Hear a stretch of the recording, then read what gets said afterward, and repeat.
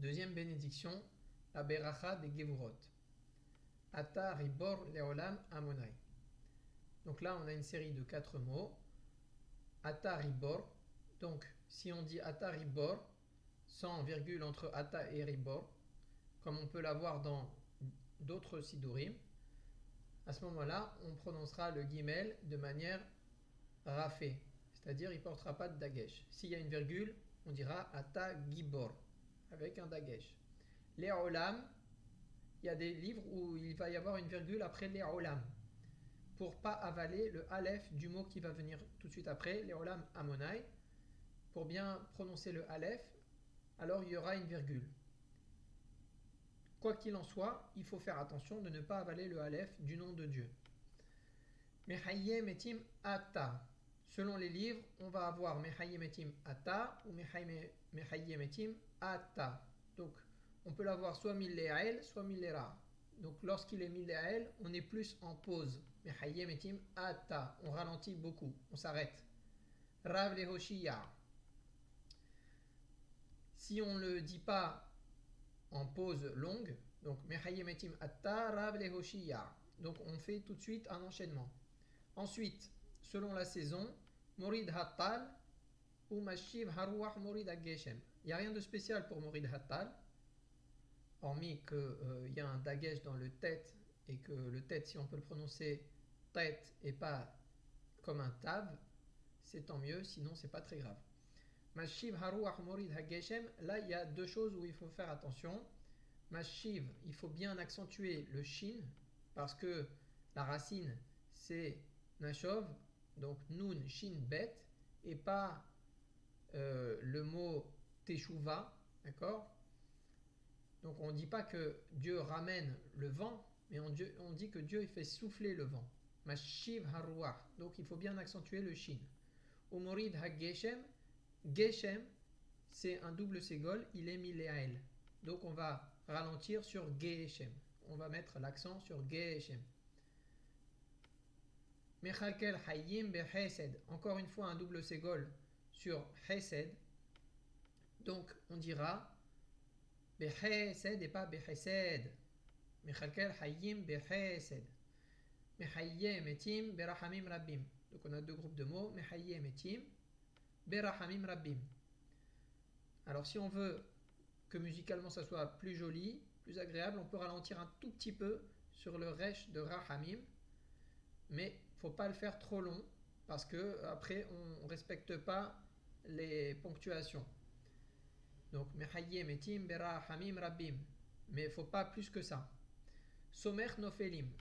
Somer nofelim, les deux mots sont milera. Verofe holim. Milera, les deux mots. Umatir asurim. Les deux mots sont milera. Il ne faut pas traîner sur le aleph de asurim parce que il est hatouf, c'est-à-dire que c'est un sheva avec un patah. C'est comme si à la base il n'y avait qu'un sheva. Umkayem emunato li ishene afar. Donc là il va falloir faire attention.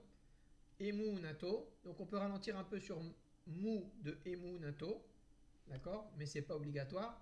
Sinon on peut le dire d'un seul trait, emunato, mais il ne faut pas ralentir sur le e de emunato. Li ishene afar, là il va falloir faire attention à bien faire ressortir le yud de li yeshene afar. Parce qu'à la base, le mot c'est yeshenim, qui est en contraction avec le mot afar. Donc ça veut dire yeshene afar, ceux qui dorment dans la terre. Et li yeshene afar, ça s'adresse à eux, qui accomplit sa emuna, donc la manière de lui faire confiance, sa confiance, li yeshene afar, à ceux qui résident dans la terre. Ceux qui dorment dans la terre. Donc, li shene afar, il faut bien que le yud il soit ressorti de telle manière à ce que ça ne soit pas li shene afar à deux terres. Ça ne veut rien dire. Li shene afar à ceux qui dorment dans la terre. Mi chamo chavar al givurot. Alors là, on peut avoir mi chamo chabar al givurot ou var al givurot si c'est tout d'un trait. Quoi qu'il en soit, mi chamo, le premier groupe, le chaf du début du mot chamocha ne prend pas de dagesh parce qu'il suit le mot mi. Il n'y a aucune discussion sur le fait que mi et chamocha sont ensemble. Donc ça va nous donner mi chamocha. Il faut ralentir sur mo de chamocha. Le mot est mil-le-el. D'accord? Si c'est une série de 4 mots ensemble qui a aucune différence, par exemple, il n'y a pas de dagesh dans le bet, donc ça veut dire que les 4 mots sont ensemble. Ba al givurot, va al givurot. Si c'est va al givurot, on dira mi chamocha va al givurot. Il faut aussi ralentir sur le bet ou vet de Ba'al Givurot et pas dire Ba'al Givurot. Donc Mil-le-el. Ba'al Givurot. Le possesseur, le maître des Givurot. Umido Melar. Il n'y a rien de spécial. Meler. Double ségol.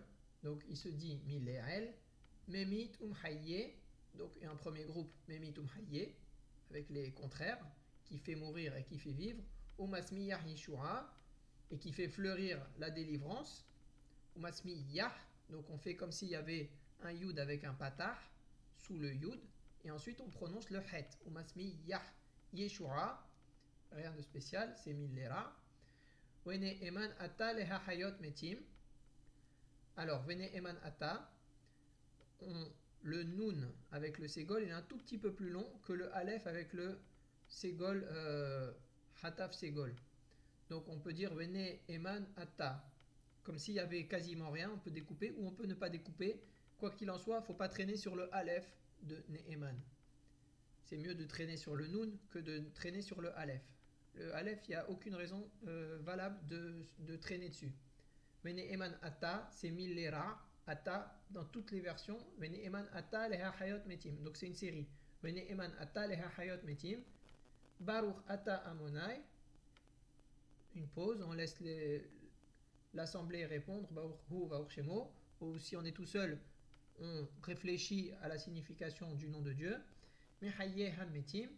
Donc là, mehaye ham metim, c'est bien si on peut accentuer le yud de mehaye et le même de Hammetim, évidemment, puisque c'est l'article et c'est un dagesh chazak dans les deux cas.